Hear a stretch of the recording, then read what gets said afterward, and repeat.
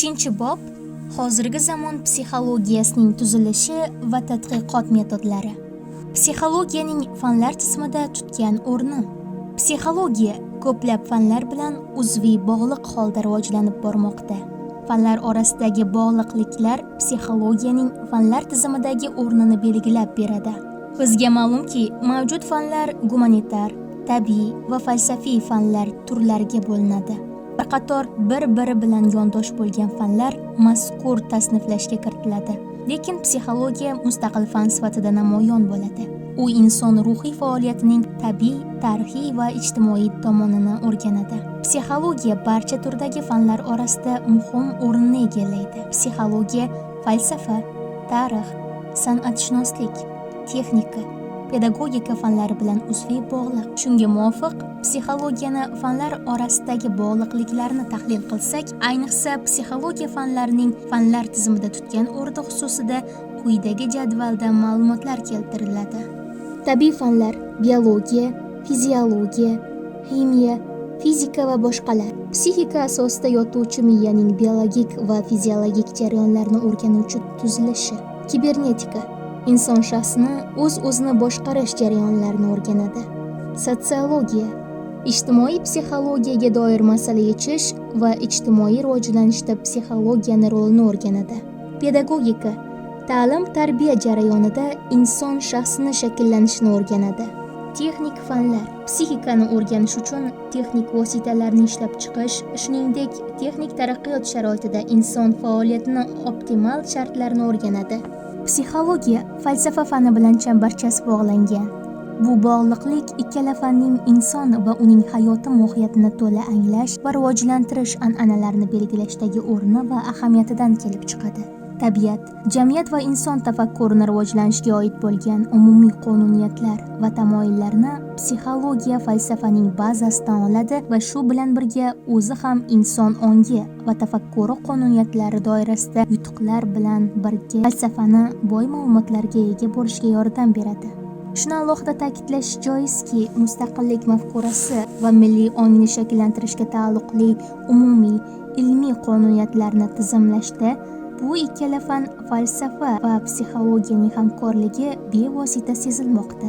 Bu bog'liqlik avvalo yangicha tafakkur va dunyoqarashni shakllantirish muammosi ko'ndalang turgan tarixiy davrda milliy istiqlol g'oyalarini yurtdoshlarimiz ongi va tafakkurida shakllantirish kabi dolzarb vazifalarni bajarishga xizmat qilmoqda. Sotsiologiya fani ham yangicha munosabatlar sharoitida o'z taraqqiyotining muhim bosqichlariga erishar ekan, psixologiya ushbu fan tomonidan qo'lga kiritilgan yutuqlardan foydalanadi hamda ularning qo'llanishiga, ommalashishiga baholi qudrat xizmat qiladi. Ayniqsa psixologiyadan mustaqil ravishda rivojlanib, ajralib chiqqan bugungi taraqqiyot davrimizda alohida ahamiyat kasb etgan ijtimoiy psixologiyaning sotsiologiya bilan aloqasi uzviy bo'lib, ular jamiyatda ijtimoiy taraqqiyot va rivojlanishni ta'minlash ishiga xizmat qiladi. Qolaversa, xususiy demokratik davlat qurish ishini sobit qadamlik bilan amalga oshirayotgan O'zbekiston aholisining huquqiy madaniyatini va demokratik o'zgarishga psixologik jihatdan tayyorgarligini amalda ta'minlash,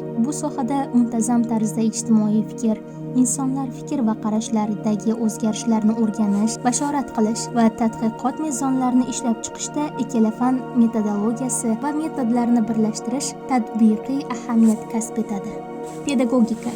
Pedagogika bilan psixologiyaning o'zaro hamkorligi va aloqasi an'anaviy va azaliy bo'lib, ularni yosh avlod tarbiyasining zamonaviy talablari ruhida amalga oshirishdagi roli va nufuziga xosdir.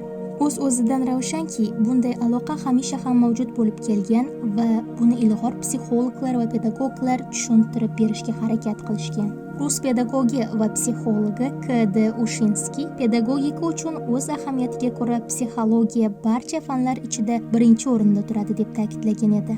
Kishini har jihatdan tarbiyalamoq uchun deb qayd etgan edi K.D. Ushinskiy, uni har jihatdan o'rganmoq darkor. Respublikamizda amalga oshirilayotgan yangi ta'lim to'g'risidagi qonun hamda kadrlar tayyorlash milliy dasturini amalga oshirish ham ikki fan hamkorligi va o'zaro aloqasini har qachongidan ham dolzarb qilib qo'ydi. Milliy dasturda e'tirof etilgan yangicha modeldagi shaxsni kamol toptirish, uni chuqur bilimlar sohibi bo'lib yetishishi, barkamolligini kafolatlovchi shart-sharoitlar orasida yangi pedagogik texnologiyalar ta'lim va tarbiya jarayonlariga tatbiq etishda pedagogikaning o'z uslubi va qoidalari yetarli bo'lmaydi. Shuning uchun ham psixologiya u bilan hamkorlikda yosh avlod ongining ta'lim olish davridagi rivojlanish an'analaridan tortib, toki yangicha o'qish texnologiyalarini bola tomonidan o'zlashtirilishi va undagi aqliy qobiliyatlarga nechog'liq ta'sir ko'rsatayotganini o'rganish, shu asosda ishni tashkil etish, psixologiyadagi metodlarni didaktik metodlar bilan uyg'unlashtirishni taqozo etadi. Ayniqsa ma'naviy barkamollik tamoyillarini maktabda va yangi tipdagi ta'lim muassasalarida joriy etish ham shaxs psixologiyasini teran bilgan holda o'qitishning eng ilg'or va zamonaviy shakllarini amaliyotga tatbiq etishni nazarda tutadi. Tabiiy fanlar, biologiya, fiziologiya, ximiya, fizika va boshqalar psixik jarayonlarning tabiiy psixologik mexanizmlarini tushunish va shu orqali ularning kechish qonuniyatlarini obyektiv o'rganish uchun materiallar beradi. Ayniqsa bosh miyaning hamda markaziy asab tizimining psixik faoliyatlarini boshqarishda va ularni muvofiqlashtirishda rolni e'tirof etgan holda psixologiya fanni tabiiy fanlar erishgan yutuqlar va ulardagi tadqiqot usullaridan omilkorona foydalanadi. Masalan, shaxs qobiliyatlarini diagnostika qilish, uning tug'ma layoqatlari hamda orttirilgan sifatlarini bir vaqtda bilishni taqozo etganligi sababli unga tabiiy layoqatning xususiyatlarini aniqlashda psixofiziologiyaning qator usullaridan o'z o'rnida foydalanadi va biologiya, anatomiya, fiziologiya, neyrofiziologiya kabi fanlarning shu kungacha erishgan yutuqlaridan foydalanadi. Shuning uchun tabiiy fanlar sohasida erishilgan barcha yutuqlar psixologiya fanning predmetini mukammalroq yoritishga o'z hissasini qo'shgan. Kibernetika fani sohasidagi erishilgan yutuqlar psixologiya uchun ham ahamiyatli va zarur bo'lib, u inson shaxsning o'z-o'zini boshqarish va psixologik jarayonlarini takomillashtirish borasida axborotlar texnologiyasi va kibernetika fani tomonidan qo'lga kiritilgan yutuqlar va tadqiqot metodlari maxsus dasturlardan o'z o'rnida foydalanadi. Ayniqsa ma'lumotlar asri bo'lgan 20-asrda va har bir alohida ma'lumotlarning qadr-qimmatini oshirishi bashorat qilingan 21-asrda global axboriy jarayonlar va yangi ilg'or texnologiyalarni modellashtirish borasida psixologiya hamda kibernetika hamkorligining salohiyati yanada ortadi. Masalan, oddiy muloqot jarayonida yanada takomillashtirish har bir so'zning shaxslararo munosabatdagi ta'sirchanligini oshirish maqsadida hamda ana shunday ijtimoiy faoliyat jarayonida shaxs tizimini takomillashtirishda turli kibernetik modellardan o'rinli foydalanish zamonaviy psixologiyaning jamiyatdagi o'rni va rolini oshiradi va maxsus kompyuter dasturlarining keng qo'llanilishi inson miyasi va ruhiy olamining sirlarini tez va aniq o'rganishni kafolatlaydi. Texnika fanlari bilan psixologiyaning o'zaro aloqasi va hamkorligi ayniqsa hozirgi kunga kelib yaqqol sezilmoqda. Bir tomondan murakkab texnikani boshqaruvchi inson muammosini yechishda, ikkinchi tomondan psixik holatni murakkab qirralarini ochishda maxsus texnik vositalardan foydalanish zarurati bu ikki yo'nalishning erishgan yutuqlarini birlashtirish nazarda tutiladi. Masalaning yana bir alohida tomoni ham borki, u ham bo'lsa texnika taraqqiyotiga bir vaqtda murakkab texnika va mashinalar bilan muloqot qilayotgan shaxs faoliyatini yanada takomillashtirish va uning imkoniyatlariga mosligi masalasi ham ana shu hamkorlikda qilinishi lozim bo'lgan masaladir. Ayniqsa mustaqil O'zbekiston uchun murakkab zamonaviy texnika sir-asrorlarini biladigan, uning jamiyat va fan ravnaqi xizmatini ta'minlash qanchalik dolzarb bo'lsa, ana shu texnikaga har bir oddiy fuqaro ongi tafakkur va qobiliyatini moslashtirish va odam-mashina dialogining eng samarali yo'llarini izlab topish juda muhim. Texnika bilan bemalol tillashadigan malakali mutaxassislar tayyorlash borasida ham texnika fani, pedagogika va psixologiya fanlari metodlaridan foydalana olsagina muvaffaqiyatga erishadi. Iqtisodiyot bilan psixologiyaning o'zaro aloqasi va hamkorligi 20-asrning yangiliklaridan bo'lib, ayniqsa bozor munosabatlariga bosqichma-bosqich o'tish sharoitida iqtisodiy ong va iqtisodiy xulqning o'ziga xos namoyon bo'lish qonuniyatlarini o'rganishda ikkala fanga xizmat qiladi. Prezident Islom Abdug'aniyevich Karimov mustaqilligining dastlabki yillardanoq fuqarolarning birinchi navbatda onglarida yangicha iqtisodiy tafakkurni shakllantirishning jamiyat iqtisodiy taraqqiyotidagi ahamiyatiga e'tiborini qaratgan edilar.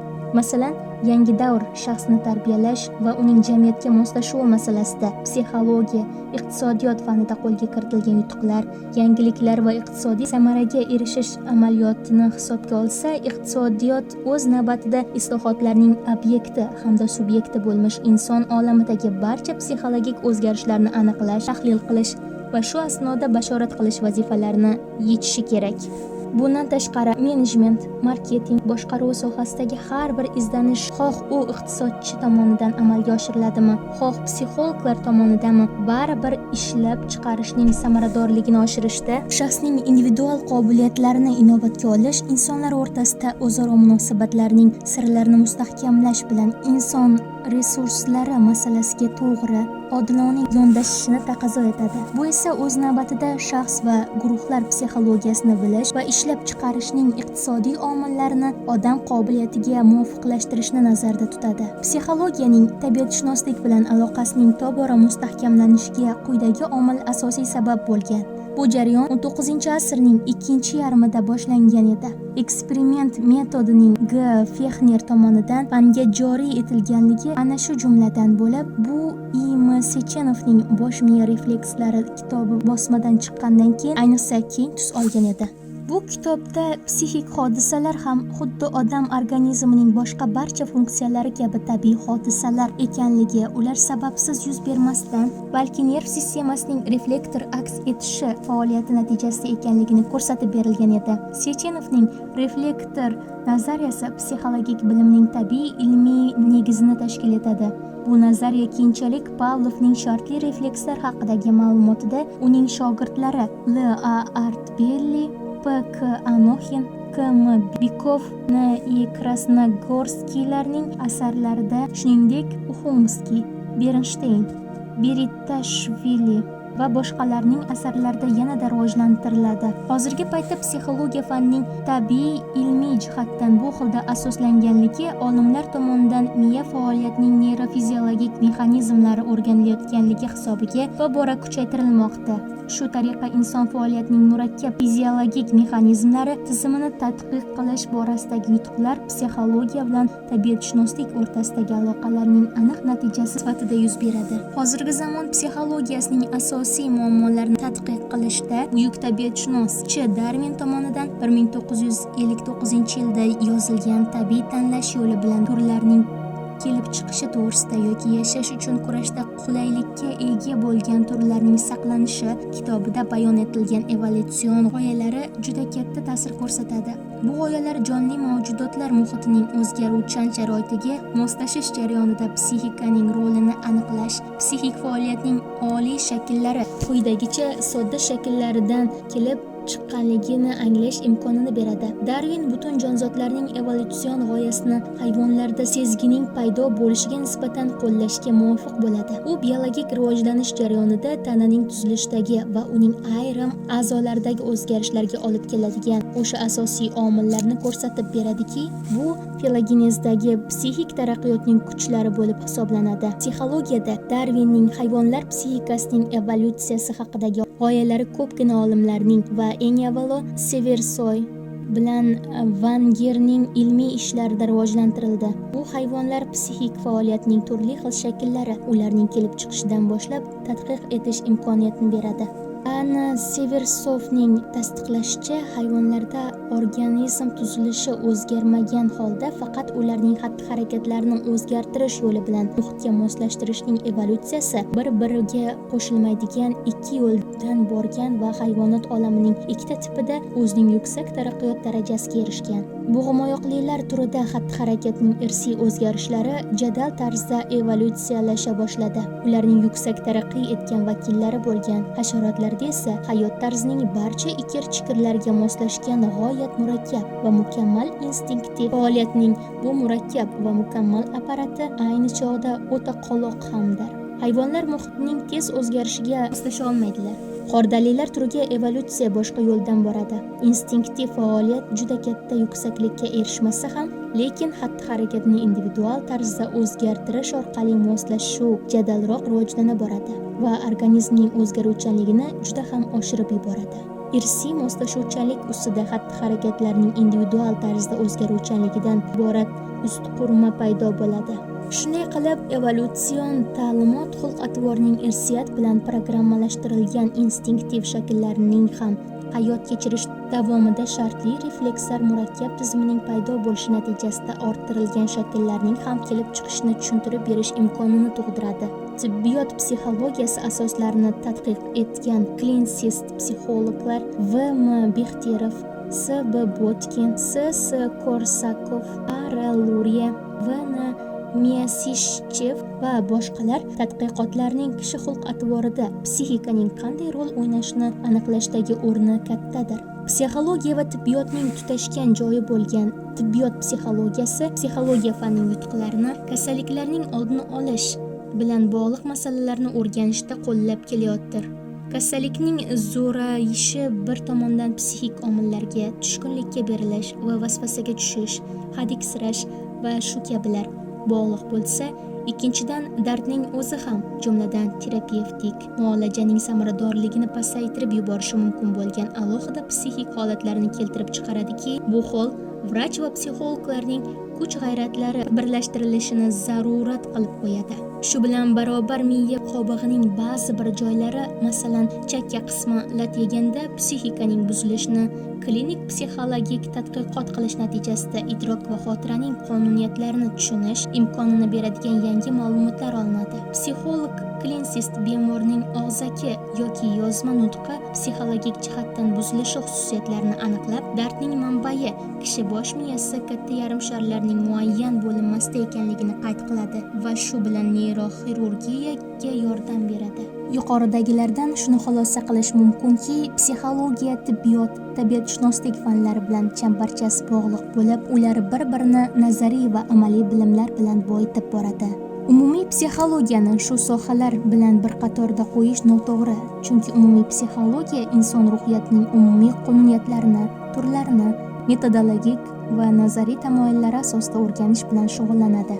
Albatta, bugungi kunda psixologiya fani ko'plab fanlar bilan uzviy bog'liqdir. Buni psixofizika, psixofiziologiya, psixolingvistika, matematik psixologiya va hokazolar misolida ko'rish mumkin. Akademik B.M. Kedrovning klassifikatsiyasi bo'yicha barcha fanlar 3 guruhga bo'linadi: gumanitar, falsafiy va tabiiy fanlar. Psixologiya faniga to'xtaladigan bo'lsak, B.M. Kedrov fikricha bu katta 3 guruhdan fanlar tizimida psixologiya mustaqil fan sifatida namoyon bo'ladi, hamda u inson psixik faoliyatini tabiiy, tarixiy va ijtimoiy tomonini o'rganadi. Hozirgi zamon psixologiyasining tamoyillari.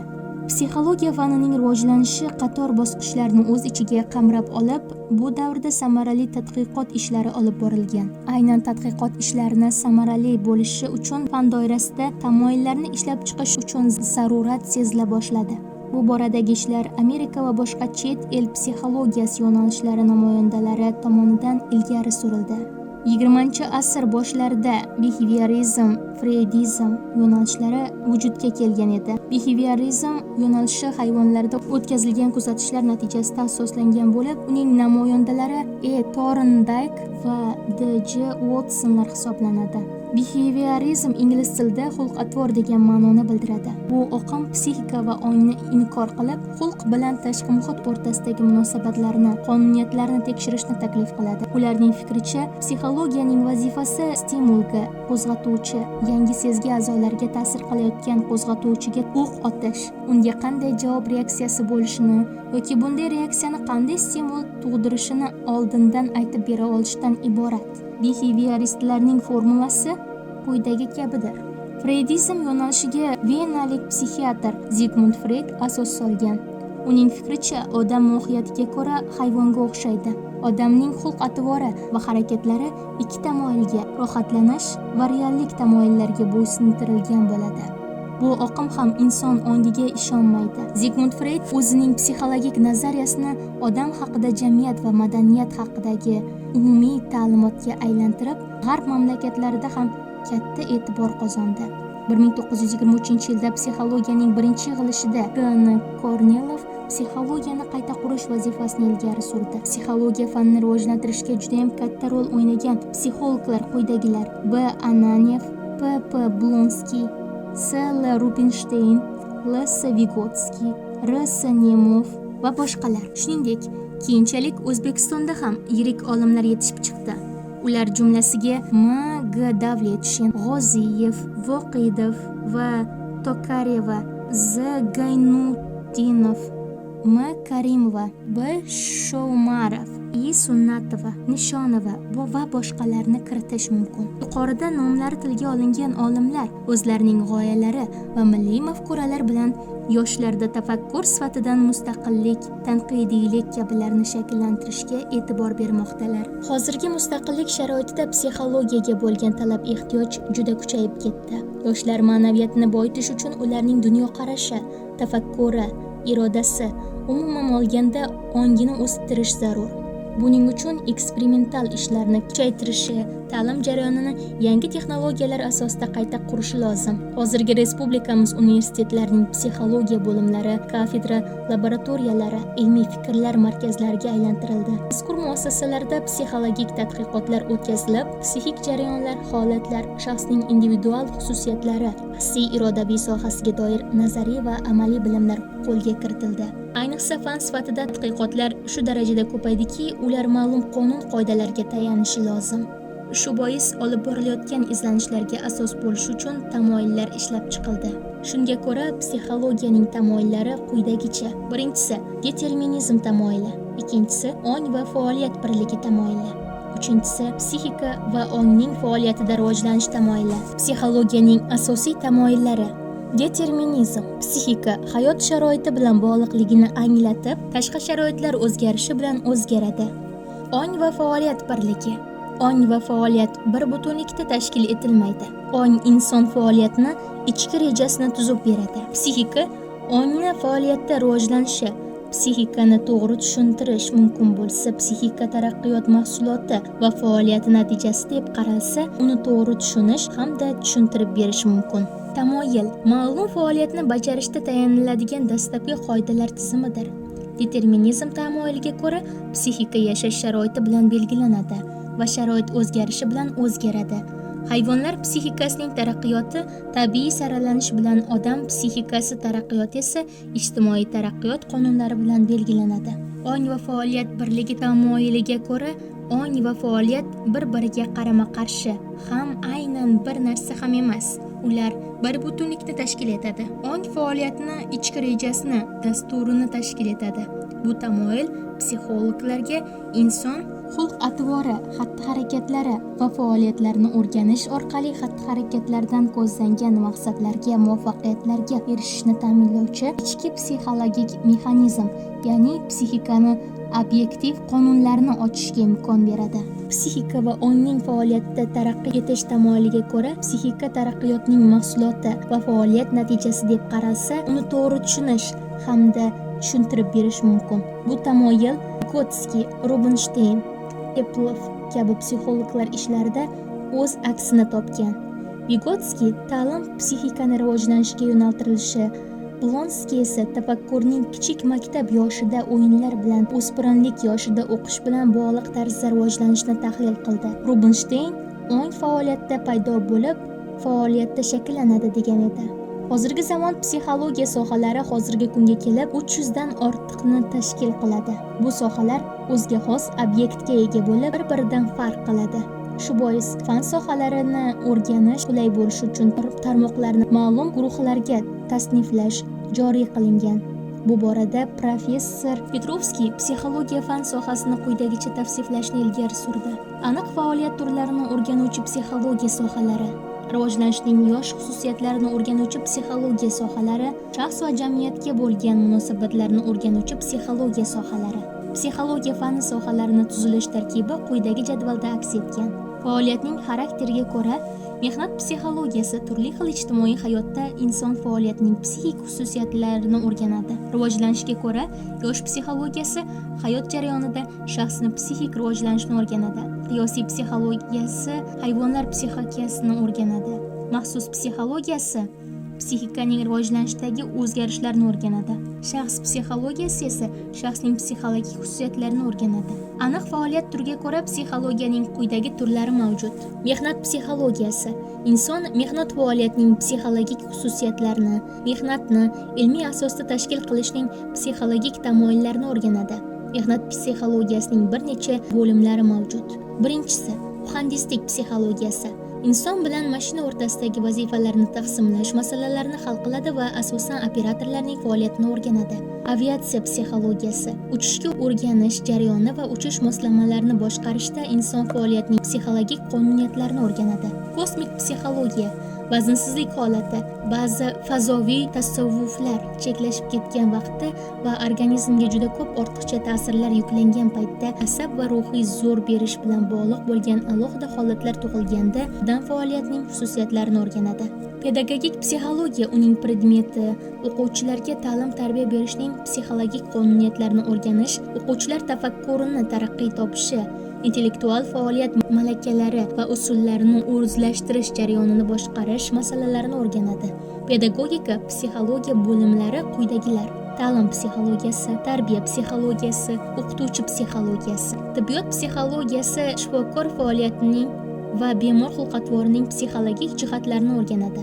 Uni quyidagi tarmoqlar mavjud. Neyropsixologiya psixik hodisalar bilan miyadagi fiziologik tuzilishlar o'rtasidagi nisbatni o'rganadi.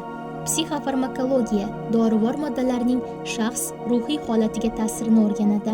Psixoterapiya bemorni davolash uchun ruhiy ta'sir vositalarini o'rganadi. Yuridik psixologiya huquq tizimi bilan bog'liq bo'lgan psixologik masalalarni o'rganadi. Uning quyidagi tarmoqlari mavjud.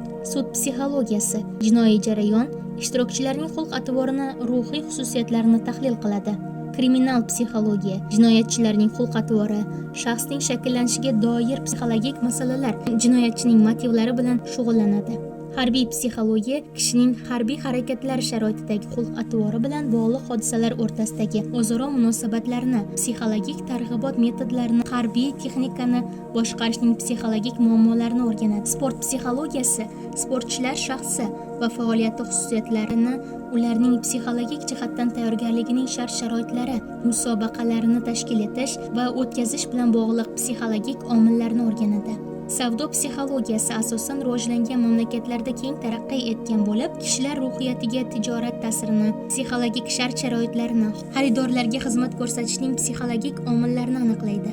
Moddalar psixologiyasini tadqiq qiladi. San'at psixologiyasi san'at asarlarining yaratilishida faoliyatning psixologik tomonlarini, inson tomonidan badiiy asarlarni idrok etilishi, turli hodisalarni paydo bo'lishi va estetik tarbiya muammolari, musiqiy, badiiy, adabiy qobiliyatlarni shakllantirish va tarbiyalash muammolarini o'rganadi. Ilmiy ijodiyot psixologiyasi ilmiy faoliyatning psixologik xususiyatlarini, ijodiyotda intuitsiya va ilhomni tadqiq qiladi. Rivojlanishning yosh xususiyatlarini o'rganuvchi sohalar yosh psixologiyasi inson shaxsining psixologik xususiyatlari va bilish jarayonlarini ontogenezda rivojlanishni o'rganadi. Yosh psixologiyasi bolalar psixologiyasi, o'smirlar psixologiyasi, kattalar psixologiyasi, gerontopsixologiya kabi tarmoqlarga bo'linadi. Patopsixologiya miya faoliyati buzilishlari natijasida kelib chiqadigan turli shakldagi ruhiy rivojlanishdan chetlanishni o'rganadi. Oligofrenopsixologiya miyaning tug'ma kamchiliklari tufayli paydo bo'ladigan bo'linmalarni o'rganadi. Surdopsixologiya eshitish faoliyatida jiddiy nuqsonlari bo'lgan bolalarning rivojlanishini o'rganadi. Tiflopsixologiya ko'rish qobiliyati past yoki umuman ko'rmaydigan kishi faoliyatini o'rganadi. Qiyosiy psixologiya hayotning filogenetik shakllarini o'rganuvchi psixologiya sohasi bo'lib, inson va hayvonlar psixologiyasini solishtirish orqali o'xshashlik va farq qiluvchi tomonlarni aniqlaydi. Akmiologiya yetuklik darajasiga erishgan shaxs rivojlanishining yuqori darajasi, ularning qonuniyatlari va mexanizmlarini, ayniqsa rivojlanishning eng yuqori cho'qqiga erishish xususiyatlarini o'rganadi. Inson va jamiyat o'rtasidagi munosabatlarning psixologik tomonlarini o'rganuvchi psixologiya sohalari. Ijtimoiy psixologiya uyushgan va uyushmagan ijtimoiy guruhlardagi shaxslararo o'zaro ta'sir jarayonida paydo bo'ladigan psixologik hodisalarni o'rganadi. Differensial psixologiya shaxs shakllanishining individual psixologik yo'naltirilganligi kabi xususiyatlarni o'rganadi. Din psixologiyasi inson ongiga diniy qarashlarning ta'sir masalalarini o'rganadi. Etnopsixologiya inson psixologiyasining etnik xususiyatlari, milliy xarakter, milliy tuyg'u, milliy g'oya, o'z-o'zini anglash, etnik stereotip, ularning qonuniyatlari va vujudga kelishi xususiyatlarini o'rganadi. Boshqaruv psixologiyasi. Bu psixologiya fanning shunday sohasiki, unda inson tomonidan boshqarishning psixologik tomonlari o'rganadi. Marketing psixologiyasi. Yangi mahsulotni ishlab chiqarishda ishlab chiqarish korxonalari va firmalarni boshqarishni va ular faoliyatini tashkil etishning psixologik muammolarini tadqiq qiladi. Shu bilan birga, psixologiyaning bir qator tatbiqiy sohalari ham mavjud. Eksperimental psixologiya. Eksperimental metodlar yordamida psixik hodisalarni tadqiq qilishning umumiy sohasi. Psixologiya fan sifatida falsafadan ajralib chiqishida, eksperimental tadqiqotlar o'tkazishda asosiy rol o'ynagan. Eksperimental psixologiya insonning o'zgargan muhit shart-sharoitlarida psixik faoliyatning kechishi, qonuniyatlarni o'rganadigan psixologiya sohasi hisoblanadi. Psixofiziologiya odamlarning individual psixologik farqlarini tadqiq qiluvchi psixologiya sohasi hisoblanadi. Siyosiy psixologiya jamiyatning siyosiy hayotdagi psixologik xususiyatlar, holatlar, qonuniyatlar, ta'sirchanlik va ta'sir ko'rsatish jarayonlari kabi jabhalarini tekshiruvchi psixologiya sohasi hisoblanadi. Oila psixologiyasi oila psixologiyasini o'rganuvchi fanlararo tadqiqot bo'lishiga yo'nalgan psixologiya sohasi. Parapsixologiya hozirgi zamon fanining chegarasidan tashqaridagi tushuntirish qiyin bo'lgan psixik hodisalarni o'rganadi. Fan rivojlanib, taraqqiy etib borishi jarayonida uning sohalari ham kengayib bormoqda. Hozirgi zamon psixologiyasining ilmiy tadqiqot metodlari. Ma'lumki, har bir fan o'z predmetiga ega. Psixologiyaning predmeti psixika bo'lib, u obyektiv olamni psixik hodisalar asosida aks ettirib yuzaga kelgan va shakllangan obraz, subyekt faoliyatini, xulq-atvorni maqsad sari yo'naltiradi. Bundan tashqari, har qanday fan qandaydir hodisa qonuniyatlarini bilish uchun ma'lum bir metodikalardan foydalanadi. Pavlov metodining qo'lida tadqiqot taqdiri yotadi degan edi. Metodlar tizimi fanning umumiy metodologiyasiga birlashadi. Metodologiyani keng ma'noda oladigan bo'lsak, u ma'lum tizimga ega bo'lgan bilimlarni izlab topishga qaratilgan, mantiqan ketma-ketlikka ega bo'lgan metodlardir. Ko'pchilik olimlar bu atamani ilmiy metod tushunchasiga mos tarzda tushunadilar va foydalanadilar. Metodologiya faqat ilmiy tarzda qabul qilinishi deb ta'kidlaydilar. Hozirgi zamon psixologiyasining ilmiy tadqiqot metodlari. Ma'lumki, har qanday fan o'z predmetiga ega. Psixologiyaning predmeti psixika bo'lib, u obyektiv olamni psixik hodisalar asosida aks ettirib, yuzaga kelgan va shakllangan obraz subyekti faoliyatini, xulq-atvorni maqsad sari yo'naltiradi. Bundan tashqari, har qanday fan qandaydir hodisa qonuniyatlarini bilish uchun ma'lum bir metodlardan foydalanadi. Pavlov metodning qo'lida tadqiqot taqdiri yotadi degan edi. Metodlar tizimi fanning umumiy metodologiyasiga birlashadi. Metodologiyani keng ma'noda oladigan bo'lsak, u ma'lum tizimga ega bo'lgan bilimlarni izlab topishga qaratilgan, mantiqan ketma-ketlikka ega bo'lgan metodlardir. Ko'pchilik olimlar bu atamani ilmiy metod tushunchasiga mos tarzda tushunadilar va foydalanadilar. Metodologiya faqat ilmiy tarzda qabul qilinishi deb ta'kidlaydilar. Metodologiya yunoncha metodes bilish, tadqiq qilish, izlanish yo'li, logos tushuncha, ta'limot, amaliy faoliyatni tashkil etish va amalga oshirish tamoyillari, usullari tizimi hamda ushbu tizim haqidagi ta'limotdir. Metodlar psixologiyani o'rganish usullari va yo'llari yig'indisi. Bu usul orqali fanning predmetini aniqlanadi. Rubinstein. Shuni alohida ta'kidlash lozimki, psixologik tadqiqotning tashkil etilishiga va o'tkazilishiga ma'lum bir talablar qo'yiladi. Ular quyidagilar: tadqiqotni rejalashtirish, metod va metodikalarni tanlash va ularni sinab ko'rish, tadqiqotni o'tkazish joyi, tadqiqotni texnik jihozlash, tadqiq qilinuvchilarni tanlash. Tadqiqotchi shubhasiz tadqiqotning borishiga ta'sir etadi va tadqiqotni rejalashtirishdan to xulosa tavsiyalar chiqarishga qadar mas'uliyatni his qiladi va muhim ahamiyatga ega. Ko'rsatma u aniq va qisqa bo'lishi lozim. Tadqiqot qoidasi, bayonnoma to'liq va maqsadga yo'nalgan bo'lishi kerak. Tadqiqot natijasini qayta ishlash. Metodlar tizimi yuqorida ta'kidlanganidek fanning umumiy metodologiyasi, metod va metodikalar orqali bog'liqlik sxemasi berilgan. Xulosa va tavsiyalar, materiallarni qayta ishlash, tadqiqot maqsadidan kelib chiqqan holda aniq metodlardan foydalanish, metodik tamoyillarga javob berish, psixikaning namoyon bo'lishiga doir faktlarni o'rganish usullari, tadqiqot metodlari, psixologiya predmeti, ilmiy tushunish, fan metodologiyasi. Tadqiqot murakkab jarayon bo'lib, uning o'z bosqichlari va pog'onalari mavjud. Psixologik tadqiqot bosqichlari quyidagi sxemada ko'rish mumkin. 4-bosqich natijani sharhlash va xulosalarni ifoda etib berish. 3-bosqich tadqiqot natijalari son tahlili, o'rtacha kattalikni korreksiya, koeffitsiyentni aniqlash, ishlab chiqish va boshqalar, grafiklarni tuzish. Ikkinchi bosqich xulosalarning to'g'riligini isbotlash. Buning uchun turli metodlardan foydalaniladi. Birinchi bosqich tayyorlov bosqichi. Ilgari surilgan vazifalarni o'rganish, farqlarni aniqlash, tadqiqot vazifalari va ilmiy farazni belgilash, metodikalarni ishlab chiqish. Shuningdek, ayrim adabiyotlarda psixologik tadqiqot bosqichlari quyidagicha ifodalanadi. Psixologik tadqiqot bosqichlari: xulosalarni aniq ifoda qilish va ma'lumotlarni kompetensiya qilish, ma'lumotlarni miqdoriy ishlab chiqarish tadqiqoti, o'rta kattaliklar uzunligini aniqlash, ma'lumotlarni birlashtirish, koeffitsiyentlarni korreksiyalash va boshqalar.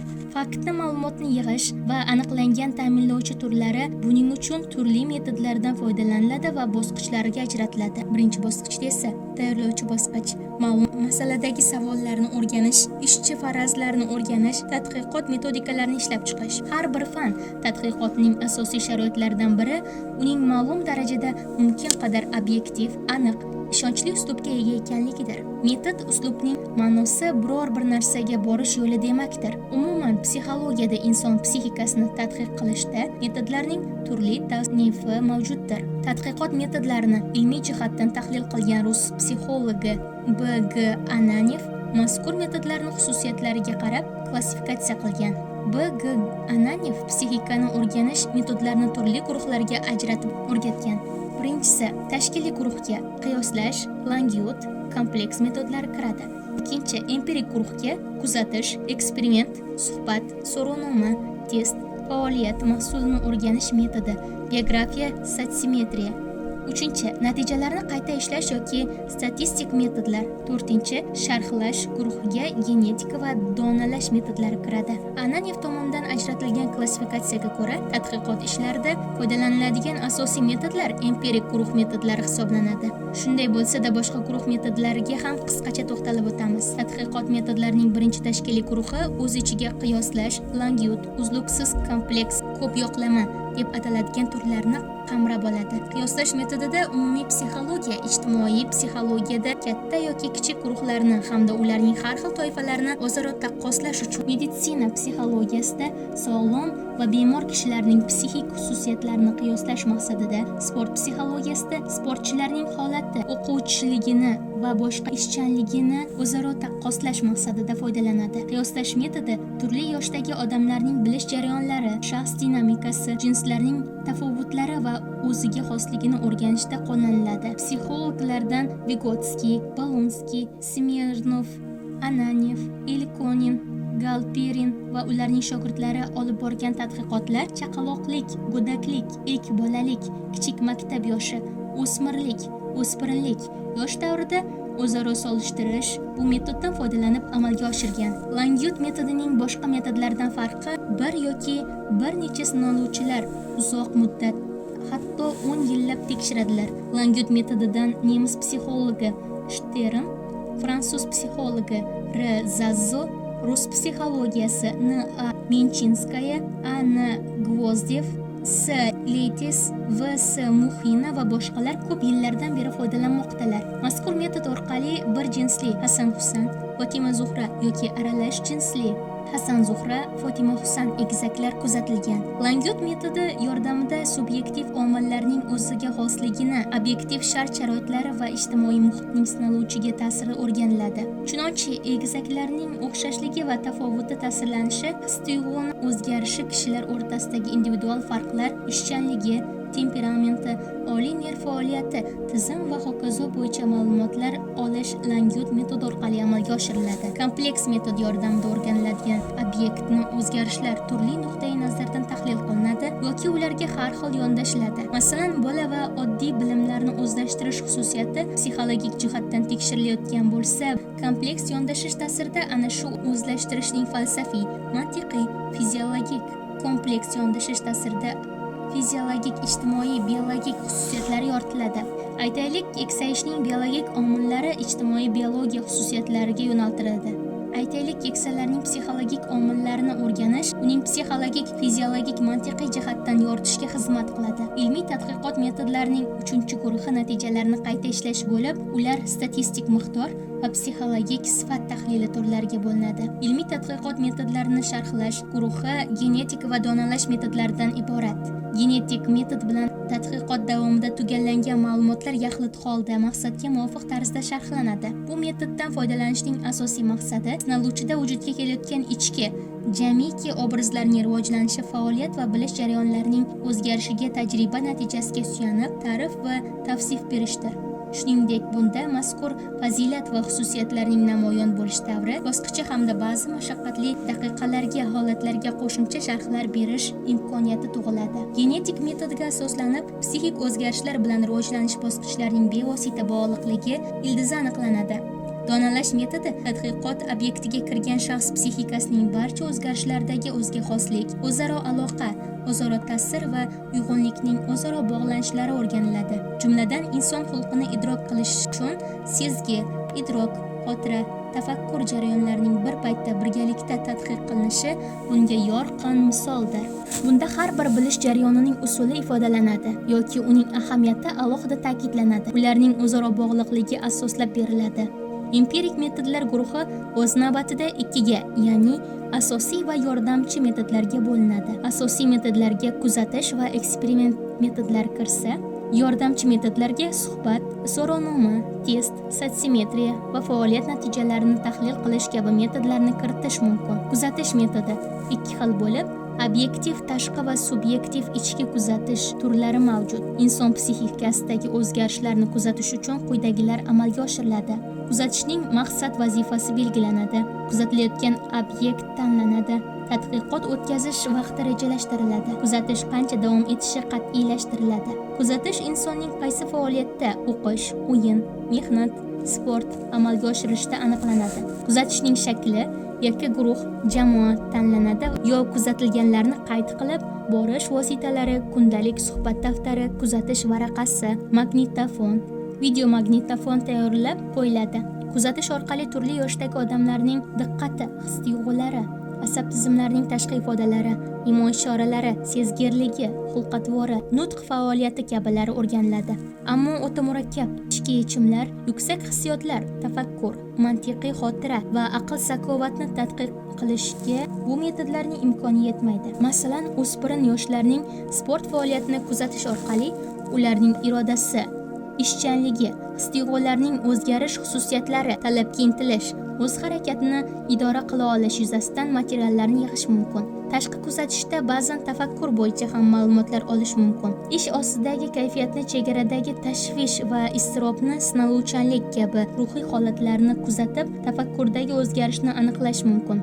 Bundan tashqari, ish ostidagi kayfiyatni, chegaralarni, tashvish va iztirobni, ishchanlik kabi ruhiy holatlarni kuzatib, tafakkurdagi o'zgarishlarni aniqlash mumkin. Bundan tashqari, qo'lning titrashi, asabiylashish, nutqning buzilishi ham insonning ruhiyatidagi o'zgarishlar bo'yicha ma'lumotlar beradi. Psixologiyada o'z-o'zini kuzatish, ya'ni introspeksiya metodidan ham foydalaniladi, lekin bu psixologiyaning ilmiy bo'lmagan metodi hisoblanadi. Tajriba yoki eksperiment metodi o'z navbatida tabiiy va laboratoriya metodlariga ajratiladi. Tabiiy tajriba metodlarining ilmiy asoslarini 1910-yilda rus psixologi A.F. Lazurskiy tomonidan ishlab chiqilgan. U kichik maktab yoshidagi bola shaxsning shakllanishini o'rganish maqsadida ushbu metodni qo'llagan. Tabiiy metoddan ishlab chiqish jamoalarni o'zlarining ilmiy muassasalar xodimlarining o'qituvchilik, keksaygan kishilarning psixologik o'zgarishlari, o'zaro munosabatlari, ish qobiliyatlari, mutaxassislikka yaroqliligi, muammolarni hal qilish jarayonida foydalanish nazarda tutiladi. Tabiiy sharoitda inson psixikasini o'rganishdan sinaluvchilarning o'zlari bexabar bo'lishi, ta'lim jarayonida beriladigan bilimlar tadqiqot maqsadida muvofiqlashtirilishi, katta yoshdagi odamlarga tarbiyaviy ta'sir o'tkazish, kundalik mehnat doirasida amalga oshirilishi, zavod va fabrika esa moddiy mahsulot ishlab chiqarish samaradorligini oshirishga qaratilishi lozim. Tabiiy eksperiment metodi sirtdan kuzatish metodidan keskin farq qiladi. Sirtdan kuzatish metodida bir psixik jarayon kuzatilayotgan kishi o'sha jarayon qanday yuz bersa, shu holicha tekshiraveradi, lekin bu jarayonning namoyon bo'lishiga aralashmaydi. ya'ni psixik jarayonning yuzaga keltiruvchi sharoitni o'zgartirmaydi. Tabiiy eksperiment metodidan foydalanganda esa tekshiruvchi o'rganilayotgan biror psixik jarayonni o'zi vujudga keltiradi, lekin uni tekshirilayotgan odam uchun tabiiy bir sharoitda va unga sezdirmasdan o'tkaziladi. Laboratoriya klinika eksperimenti metodining 1979-yil V. Wundt kiritgan asosiy xususiyati shundan iboratki, bunda o'rganilishi lozim bo'lgan psixika jarayonining, masalan, idrok, diqqat, xotira kabi qanday sharoitda qachon yuz berishini kutib o'tirmasdan tekshiruvchi kishi eksperimentator sinalayotgan odamda shu jarayonni maxsus tarzda ishga soladi. Bundan tashqari, laboratoriya eksperimenti sharoitida eksperimentator o'rganilayotgan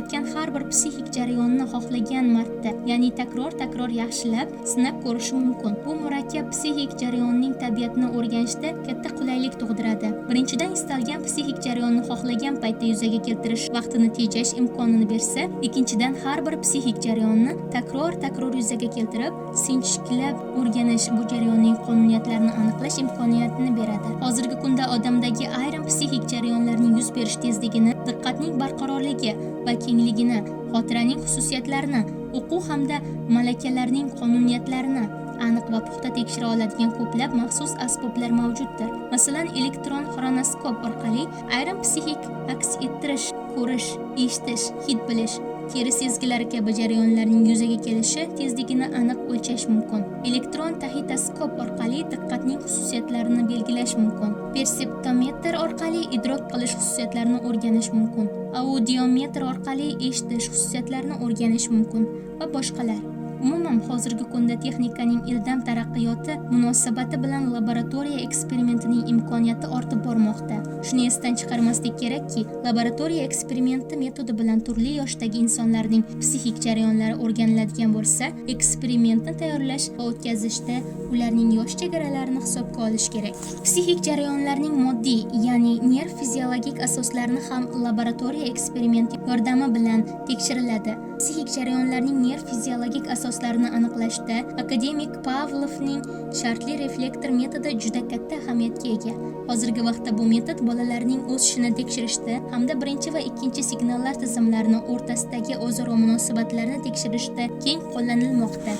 Laboratoriya eksperimenti metodi eng aniq metod sifatida psixologiya fanining taraqqiyoti uchun katta ahamiyatga ega. Lekin laboratoriya eksperiment metodining ham ma'lum kamchiligi mavjud. Bu kamchilik shundan iboratki, laboratoriya sharoitida o'tkazilayotgan tekshirish hech qanday ma'lum sun'iylikdan xoli bo'lmaydi. Tekshirilayotgan odamga hech narsa deyilmasa ham, baribir laboratoriya sharoitining o'zi tekshirilayotgan odamning tabiiy psixik holatiga ta'sir qiladi. Ana shuni nazarda tutib, laboratoriya eksperimenti yordami bilan qo'lga kiritilgan natijalarni ba'zan boshqa metodlar yordami bilan tekshirib ko'rish lozim bo'ladi. Laboratoriya eksperimenti metodi maxsus xona va turli asboblari bilan bog'liq bo'lganligi sababli bu metoddan ayrim sharoitlarda foydalanish imkoniyati bo'lmaydi. Shuning uchun psixologiya fanida laboratoriya eksperimenti bilan bir qatorda tabiiy eksperiment metodlaridan ham keng foydalaniladi. Yordamchi metodlar. Suhbat metodi bilan inson psixikasini o'rganishda foydalaniladi. Uning maqsadi va vazifasi belgilanadi. Suhbatning obyekti va subyekti tanlanadi. Mavzu o'tkaziladigan vaqt aniqlanadi. Yakka shaxslar, guruh va jamoa bilan o'tkazish rejalashtiriladi. O'rganilayotgan narsa bilan bog'liq savol-javob tartibi tayyorlanadi. Suhbatning bosh maqsadi ma'lum bir vaziyat yoki muammoni hal qilish jarayonida inson psixikasidagi o'zgarishlarni o'rganishdir. Suhbat orqali turli yoshdagi odamlarning tafakkuri, aql zakovati, xulq-atvori, qiziqishi, bilim saviyasi, e'tiqodi, dunyoqarashi, irodasi to'g'risidagi ma'lumotlar olinadi. Suhbat chog'ida o'zaro izchil bog'langan savollar beriladi. Suhbat metodidan to'g'ri foydalanish va undan kuzatilgan natijaga erishish suhbat o'tkazish uchun puxta tayyorlanishga bog'liqdir. Suhbat metodi quyidagi shartlarga rioya qilinishini talab etadi.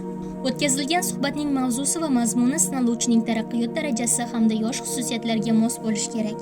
Suhbat paytida sinaluvchining berilgan savollar mazmuni yaxshilab o'ylab olinishi lozim. Suhbat paytida berilgan savollarga ha, yo'q kabi qisqa tarzda emas, balki batafsil javob olishga erishish kerak. Sinaluvchilar zerikib yoki toliqib qolmasliklari uchun suhbat haddan tashqari cho'zilib ketmasligi lozim. Suhbat metodining yuqorida ta'kidlangan ijobiy jihatlari bilan birga ayrim zaif tomonlari ham mavjud. takrorlangan so'zlar, g'aliz iboralar, nutqning tezligi, savol-javoblarning bir xil shaklda emasligi, sinaluvchida o'ziga xos ishlash uslubi, oshkoralikning yetishmasligi, iymanish, uyalish, atroflicha ma'lumotlar olishni qiyinlashtiradi va shu sababli boshqa metodlarga murojaat qilishga to'g'ri keladi. Faoliyat mahsulini tahlil qilish metodi. Inson xotirasi, tafakkuri, qobiliyati va xayollarining xususiyatlarini aniqlash maqsadida bu metod faoliyat psixologiyasida keng qo'llaniladi. Bolalar chizgan rasmlar, yasagan o'yinchoqlar, modellar, yozgan she'rlarni tahlil qilish orqali ularning mantiqiy xotirasi, tafakkuri, texnik badiiy va adabiy qobiliyati, ijodiy xayoli yuzasidan materiallarni qo'llash mumkin. Mazkur metoddan foydalanishda mahsulotlarni yaratgan shaxs bevosita ishtirok etmaydi. Obyekti bilan subyekt orasidagi muloqot o'rnatish uchun shaxsning psixikasi to'g'risida sirtdan ma'lum hukm xulosa chiqariladi. Ijodiy faoliyat mahsullarini tahlil qilish orqali bolalar, o'quvchilar, talabalar, konstruktorlar, olimlar, hunarmandlar, ishchilar psixik xususiyatlari to'g'risida ma'lumotlar to'plashi mumkin. Lekin insondagi psixik o'zgarishlar kamol topish va ularning kechinmasini ifodalovchi materiallar yig'ish uchun bu metodning o'zi yetarli emas. Shuning uchun ham inson psixikasini o'rganish maqsadida boshqa metodlardan foydalanish ma'qul. Test metodi. Test inglizcha so'z bo'lib, sinash, tekshirish demakdir. Shaxsning aqliy o'sish qobiliyatlarini, irodaviy sifatlarini va boshqa psixik xususiyatlarini tekshirishda qo'llaniladigan qisqa standart masala. Topshiriq test deb ataladi. Test ayniqsa odamlarning qanday kasbni egallash mumkinligi, kasbga yaroqliligi yoki yaroqsizligini, iste'dodlar va aqli zaiflarini aniqlashda keng qo'llaniladi.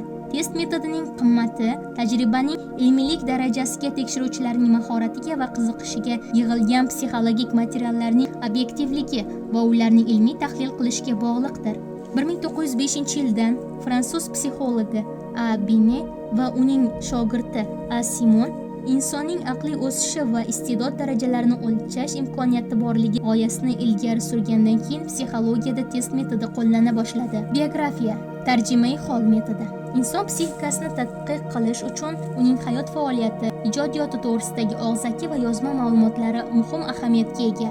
Bu borada kishilarning tarjimai holi, xotiralari, esdaliklari, o'zgalar tomonidan to'plangan tarjimai hol haqidagi materiallar, esdaliklar, xatlar, rasmlar, tavsiflar, baholar, magnitofon ovozlari, fotolavhalar, hujjatli filmlar o'rganilayotgan shaxsni to'liqroq tasavvur etishga xizmat qiladi. Tarjimai hol ma'lumotlari inson psixikasining o'zgarishini kuzatishda, uning suhbat va tajriba metodlari bilan o'rganib bo'lmaydigan jihatdan ochishga yordam beradi. So'rovnoma metodi psixologiyada keng qo'llaniladigan metodlardan biridir. Uning yordamida turli yoshdagi odamlarning psixologik xususiyatlari, narsa va hodisalarga munosabatini o'rganadi. So'rovnoma odatda 3 xil tuzilishga bo'linadi. Uning birinchisi anglangan motivlarni aniqlashga mo'ljallangan savollarda tuziladi. Ikkinchi xilida har bir savolning bir nechta tayyor javoblari beriladi. Uchinchi turida sinaluvchiga yozilgan to'g'ri javoblarni ballar bilan baholash tavsiya etiladi. So'rovnomadan turli yoshdagi odamlarning layoqatini, muayyan sohaga qiziqishlari va qobiliyatlarini, o'ziga, tengdoshlariga, katta va kichiklarga munosabatlarini aniqlashda foydalaniladi. Sotsiometrik metod. Bu metod kichik guruh a'zolari o'rtasida bevosita emotsional munosabatlarni o'rganish va ularning darajasini o'lchashda qo'llaniladi. Bunga amerikalik sotsiolog D.J. Moreno asos solgan. Mazkur metod yordamida muayyan guruh a'zolarining bir-birlari bilan munosabatlarini aniqlash uchun uning g'oyasi faoliyatida kim bilan birga qatnashishi so'raladi. Olingan ma'lumotlar matritsa, grafik, sxema, jadval shaklida ifodalanadi. Ulardagi miqdor ko'rsatkichlari guruhdagi kishilarning shaxslararo munosabatlari to'g'risida tasavvur hosil qiladi. Bu ma'lumotlar guruhiy munosabatlarning tashqi ko'rinishini aks ettiradi. Shuning uchun hozir Y.L. Kolomskiy va I.P.